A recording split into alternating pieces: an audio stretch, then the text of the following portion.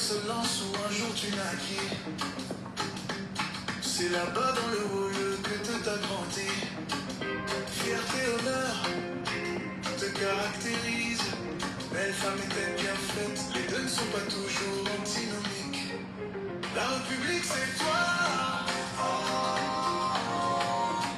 T'as juste tes droits, ton combat. La République c'est toi.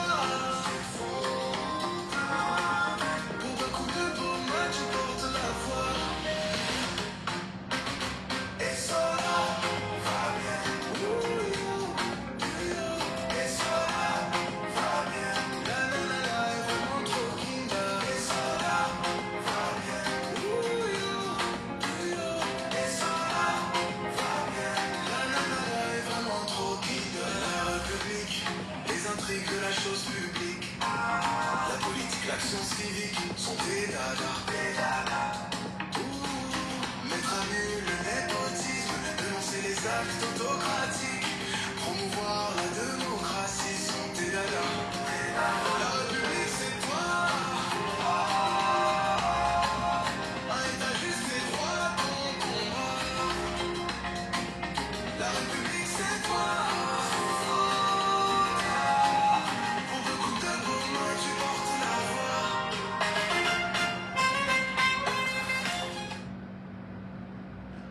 Bonsoir tout le monde, bonsoir à vous mes très chers compatriotes. J'espère que vous allez très bien.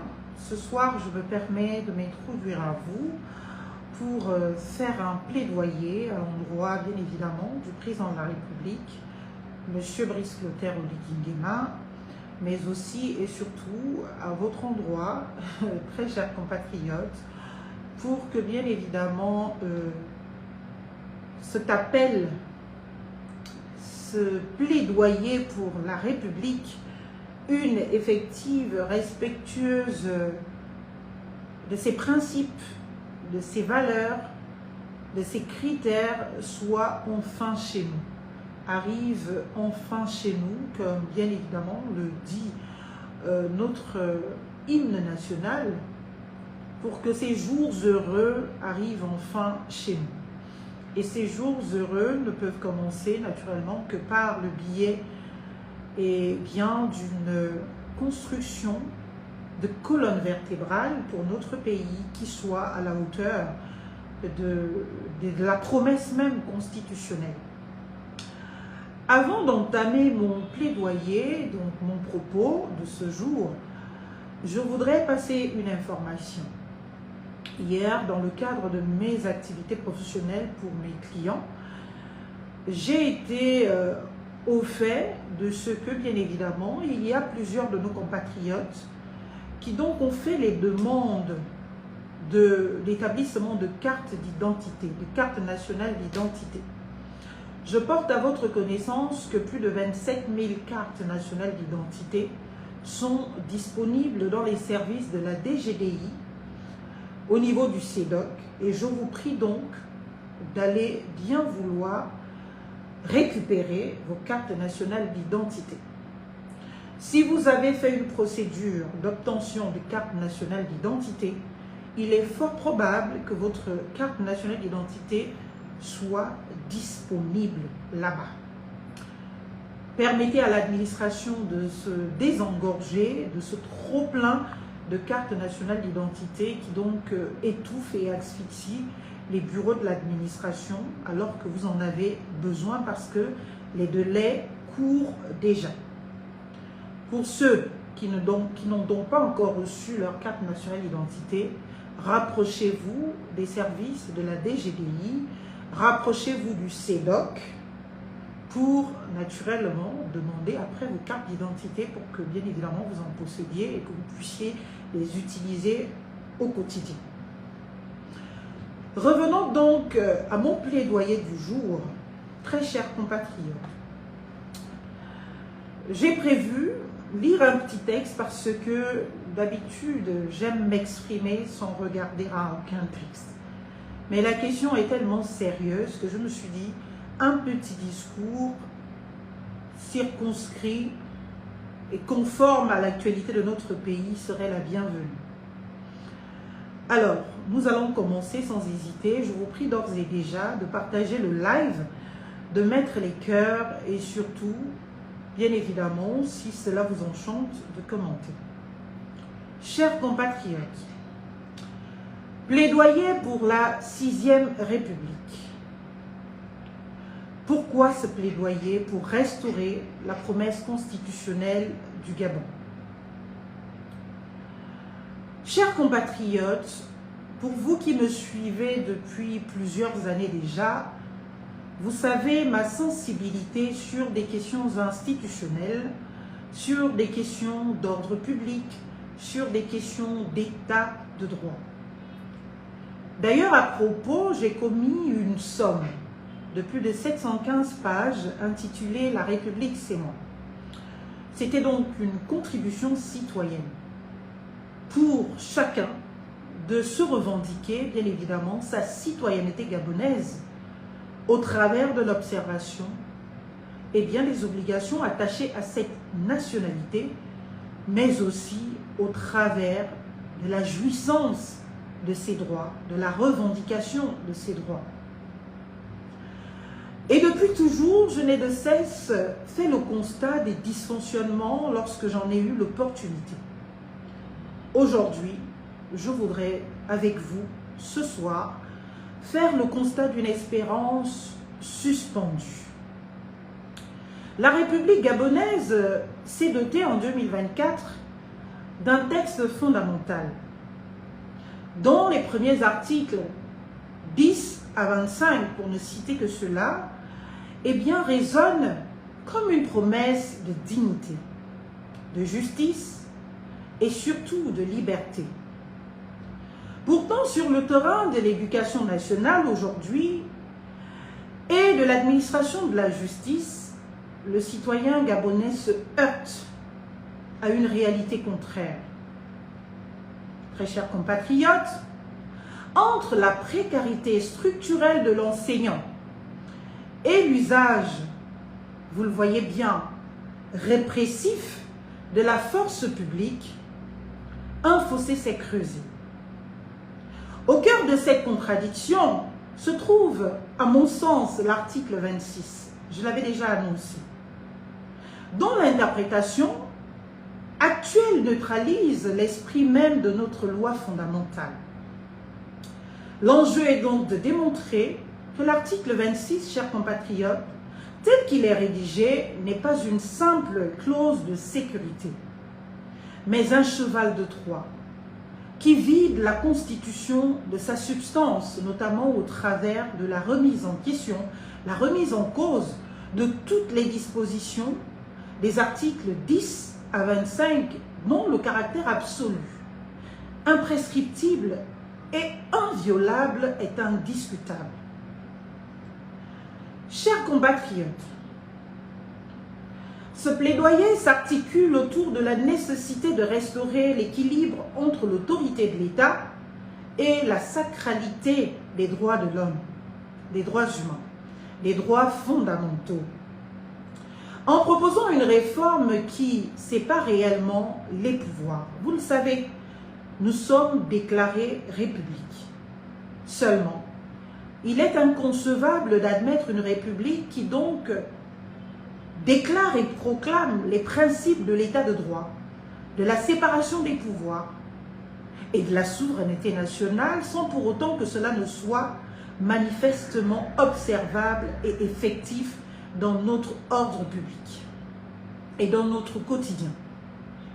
C'est pour cela que j'estime que l'article 26, que hier je décriais déjà au travers d'un débat télévisé, constitue pour ma part un verrou de l'arbitraire dans notre pays, le Gabon. L'article 26 dispose que les droits et libertés s'exercent dans les conditions déterminées par la loi et peuvent être soumis à des restrictions considérées comme nécessaires dans une société démocratique. Il faut le rappeler, chers compatriotes, dans un système où la séparation des pouvoirs que je venais d'évoquer est embryonnaire, ce texte devient un blanc-seing pour l'exécutif. Car notre justice en prend un coup. Nous sommes donc face là, chers compatriotes, à une justice de tutelle. Le maintien prolongé, bien évidemment, des mêmes personnalités à la tête des institutions judiciaires crée une confusion entre la protection de l'État et la protection d'un régime. Le fait que l'exécutif soit prépondérant, soit essentiel, et bien dans le Conseil supérieur de la magistrature, nous avons déjà eu le cas de revenir là-dessus, tout aussi constitue, bien évidemment, un obstacle bloquant à l'effectivité des droits et surtout des garanties de nos libertés fondamentales. Alors que les articles 10 à 25, chers compatriotes, dessinent une démocratie idéale. Bien évidemment, quand on lit les dispositions de notre Constitution, allant des articles 10 à 25, nous sommes bien heureux d'être dans un état de droit, dans une république reconnaissant chacun dans les droits absolus qui lui sont reconnus au titre de son humanité. Très chers compatriotes, l'article 26, comme je le décriais hier, agit comme un interrupteur. Il vient tout simplement éteindre tout cela. Et on rallume quand on veut.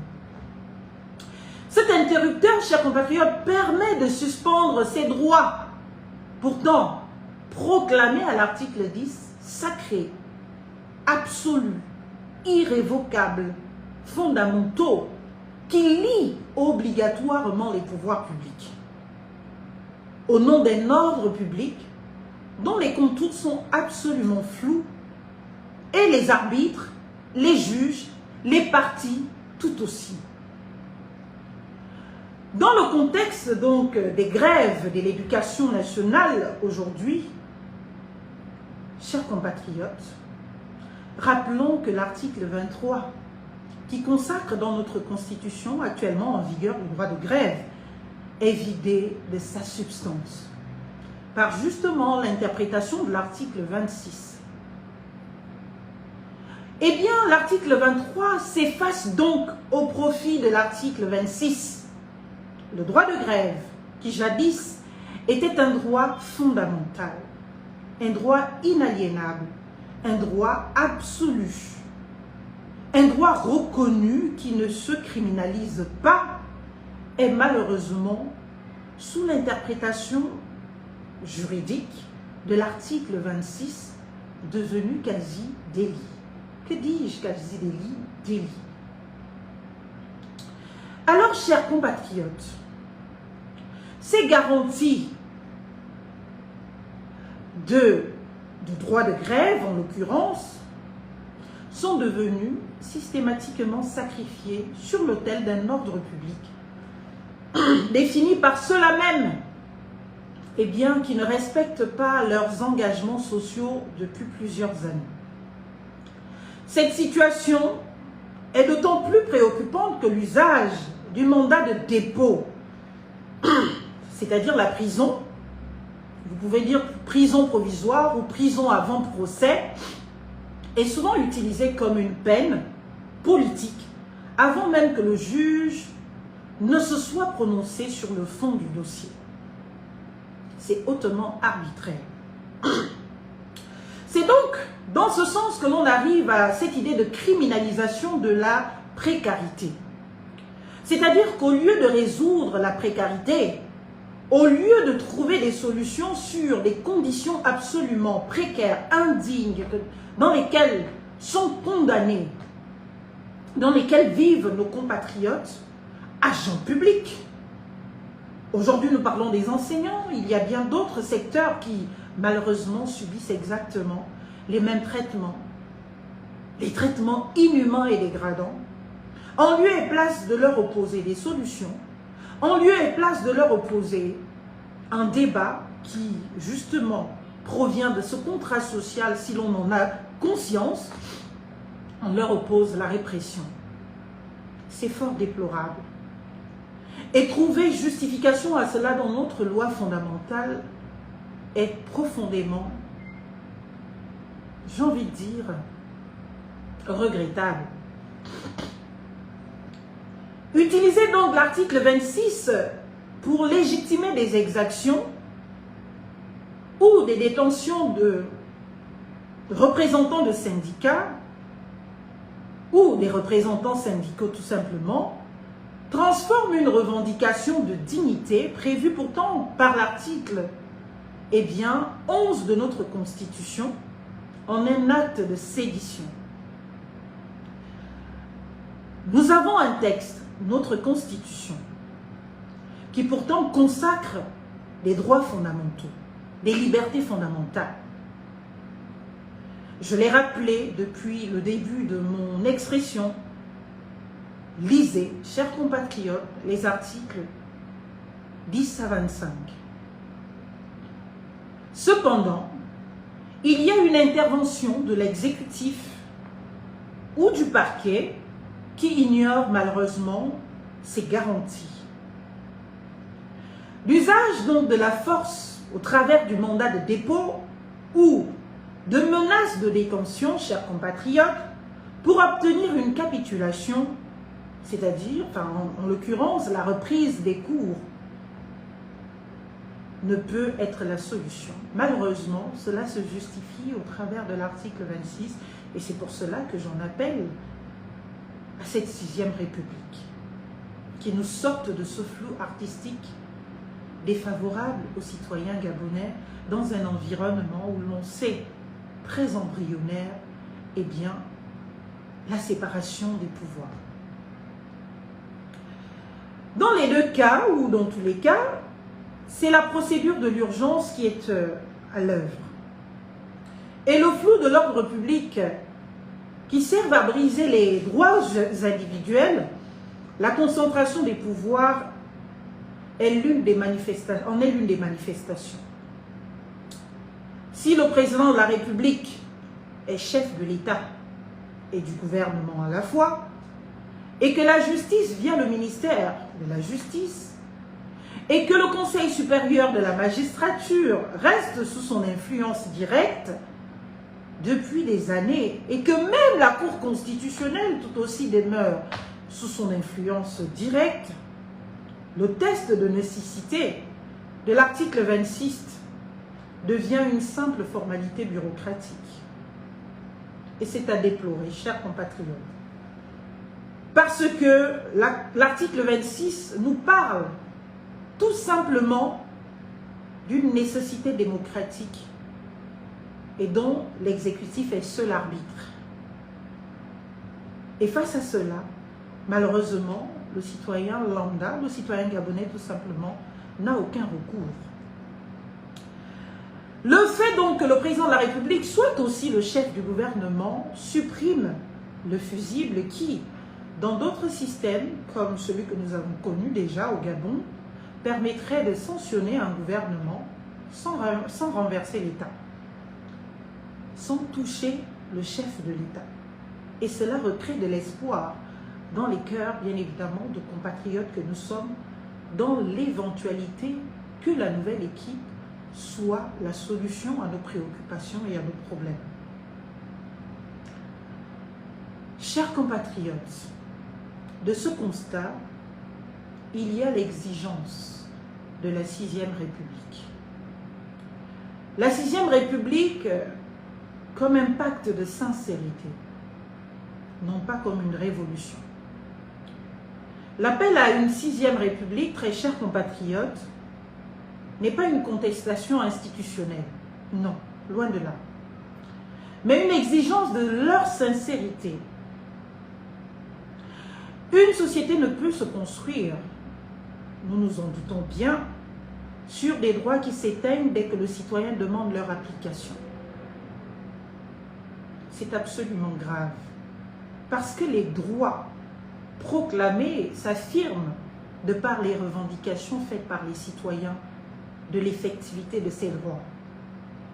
Alors, une république doit promouvoir la revendication des droits des citoyens et non leur extinction. Si nos droits venaient à s'éteindre, parce que nous les revendiquons, eh bien ce ne sont tout simplement pas de droits. Ce ne sont pas nos droits et c'est bien déplorable pour une république que nous voulons rendre la dignité aux Gabonais. La 6e République que nous appelons donc de nos voeux doit reposer sur 3 piliers juridiques inviolables. À mon sens, la fin de l'hyperprésidentialisme doit faire partir des engagements de la 6e République. La confusion des rôles entre chef de l'État et chef du gouvernement empêche toute lisibilité politique, toute responsabilité politique. La 6e République, quant à elle, devrait consacrer un exécutif bicéphale où le gouvernement est comptable devant une assemblée forte pour le coup et non seulement devant un seul homme, comme c'est le cas actuellement. Il est vrai que nous avions déjà connu un bicéphalisme à la tête de notre exécutif. Cependant, il est aussi constant que ce bicéphalisme n'a jamais été de matérialisation effective, en reconnaissant au gouvernement la plénitude de sa responsabilité, notamment sur la politique de la nation, et en l'établissant dans les attributs de cette responsabilité, malheureusement, dans nos républiques précédentes. Le vœu que je formule aujourd'hui est celui d'un véritable bicéphalisme où le gouvernement est responsable devant le peuple gabonais, au travers de la représentation nationale, avec des pouvoirs concrets et effectifs lui étant attribués et une véritable responsabilité politique dans la vie de la nation. Alors, chers compatriotes, le second pilier pour moi dans cette 6e République serait l'indépendance structurelle de la magistrature. Le Conseil supérieur de la magistrature ne peut plus être présidé par l'exécutif, entendu ici par le président de la République. Pour que l'article 26 ne soit plus un outil de répression, le test de nécessité démocratique doit être arbitré par des juges inamovibles, protégés des pressions politiques et de la longévité suspecte des cadres ministériels. Je crois fortement aussi que l'idée de la séparation des pouvoirs entre l'exécutif et le judiciaire doit davantage s'affirmer. En 3e lieu, donc comme 3e pilier, la hiérarchisation des droits sur l'ordre public. Très chers compatriotes, la nouvelle constitution, celle que j'appelle de tous mes voeux, doit préciser que l'ordre public ne peut jamais être invoqué pour justifier des traitements inhumains ou dégradants, ni pour suspendre le dialogue social en cas de manquement avéré de l'État à ses propres obligations, en l'occurrence les paiements de salaires, de pensions de retraite, les avancements pour nos agents publics et le défaut, le déficit de satisfaire aux conditions de travail dignes pour chaque Gabonais, notamment pour les agents publics. On ne peut donc pas, vous l'aurez compris, brandir l'ordre public pour blâmer la revendication d'un droit. Je l'ai rappelé ici, le droit à la dignité humaine est constitutionnel, consacré par l'article 11 de notre Constitution. Et il est inadmissible que l'ordre public, qui devrait être en réalité l'ensemble de l'ordonnancement juridique de notre pays, puisse être invoqué pour justement écarter une garantie fondamentale, dite préalablement à l'article 25, bien évidemment, inviolable, imprescriptible et surtout liant obligatoirement les pouvoirs publics. Très chers compatriotes, chers miens, chers présidents de la République, je voudrais terminer au travers de l'invitation à un dialogue pour la stabilité. Il est vrai que conformément au texte en vigueur actuellement au Gabon, il n'y a point d'autre solution que d'essayer de ramener les nôtres à la raison, que d'essayer d'interpeller, que d'espérer que de ces interpellations, que de ces plaidoyers, eh bien, une oreille se révèle réceptive afin enfin d'entendre les frustrations réelles de nos très chers compatriotes, les blessures réelles et la précarité devenue depuis trop longtemps leur quotidien. Rester fermé à de dignes revendications, c'est donner l'opportunité, eh bien, d'un rétropédalage à 360 degrés. C'est donner l'opportunité d'un retour dans un passé qui ne nous a jamais honorés et qui malheureusement a constaté de notre condition de vie indigne. Donner l'opportunité au dialogue, au vrai, à celui responsable, à celui qui tienne compte de la qualité de citoyen que nous sommes tous, à celui qui tienne compte de la vie de chaque Gabonais, à celui qui n'exclut pas, mais à celui qui rassemble, à celui qui a la patience d'écouter, même les revendications les plus acerbes. C'est donner l'opportunité à notre pays d'être fort, de se consolider de sa diversité, de son hétérogénéité et de sa pluralité, afin qu'il se construise pour un développement sûr et pour un rayonnement qui profite à tous. Chers compatriotes, la stabilité, ce n'est pas un vain mot. Ce n'est pas non plus un mot faible.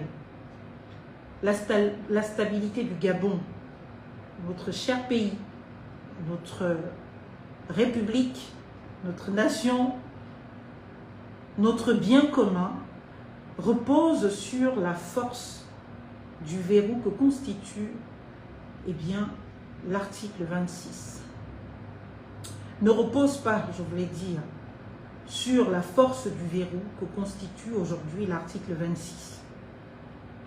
Parce que l'article 26 vient renverser absolument tout ce qui a été pourtant consacré et sacralisé.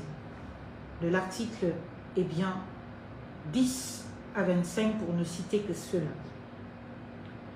Mais sur la solidité du contrat social, les articles 10 à 25 sont à conserver, sans pour autant qu'on ne leur greffe des remises en cause non contrôlées et qui ne sont qu'à la manœuvre, malheureusement, que de l'exécutif, et ce, unilatéralement. Chers compatriotes, ma foi est qu'un peuple qui ne croit plus en la parole de sa justice, de ses gouvernants, est un peuple qui s'éloigne de la nation. Et les expressions les plus actuelles, aujourd'hui, établissent cette réalité. Votre pays, vos choses, votre pays est devenu bizarre. Vous vous rappelez l'expression de ce père de famille, de ce citoyen, désabusé dans sa citoyenneté, conscient de son impossibilité à s'exprimer librement. En voilà des signaux, si tant est qu'il en fallait, qui traduisent de ce que nous ne sommes pas sur la bonne voie. Nous ne sommes pas sur la voie de la promesse de la constitution du Gabon. Nous ne sommes pas sur la voie des promesses de notre très cher militaire le 30 août et les jours suivants. Et il y a besoin pour chacun de nous, au travers des raisons des uns et des autres, des partisaneries des uns et des autres, au-delà, pas au travers, au-delà des raisons des uns et des autres, des partisaneries des uns et des autres, des sensibilités des uns et des autres, avoir en conscience que nous avons un pays qui doit rassembler ses fils, ses filles pour l'édifice commun et non les exclure ou les amener à s'auto-exclure et ne plus se considérer impliqués, concernés et considérés par notre propre pays. Cela peut paraître très léger, très banal, très bizarre, et bien de se permettre ces expressions qui pourtant traduisent un mal institutionnel profond et un mal profond du point de vue des garanties de nos droits fondamentaux, parce qu'humains. Alors, ne laissons pas le peuple gabonais s'éloigner de la nation. Encourageons, accompagnons ce peuple gabonais et bien à se recentrer pour la nation, pour que notre pays soit fort, pour que notre pays soit solide, qu'il se développe, parce que bien évidemment, ce développement, c'est pour ce peuple. Parce qu'au final, eh bien, la République, c'est ce peuple-là. Nous appelons donc, pour finir, les autorités actuelles, le président de la République et son gouvernement, à percevoir ce plaidoyer non comme une menace, comme c'est malheureusement devenu coutume, mais comme une main tendue vers une transition constitutionnelle à peser. La 6e République est l'unique chemin, à mon sens, pour transformer une constitution de papier, une constitution de contradiction, une constitution qui, à la base, devait protéger, mais consacre, eh bien, les conditions de désacralité et surtout de l'arbitraire en une constitution de progrès, de justice sociale, de protection des droits et libertés fondamentaux. Une constitution dont les droits proclamés seront effectivement garantis. Une constitution où l'enseignant ou tout agent public est honoré. Une constitution où le juge est libre de ses décisions, libre de ses actions, libre de ses réflexions. Une constitution où le citoyen est respecté, mais surtout considéré. Alors, chers compatriotes, Monsieur le Président, pour la dignité, pour la loi, pour le Gabon, pour la République, osons avoir le courage de nous parler, de régler les problèmes, d'avancer en toute responsabilité. Parce qu'au final, la République, c'est nous. Alors vive la République pour que vive le Gabon. Je vous remercie. Maître Marlène Fabienne et Sola et Funka. Bonne soirée à vous tous. À très vite.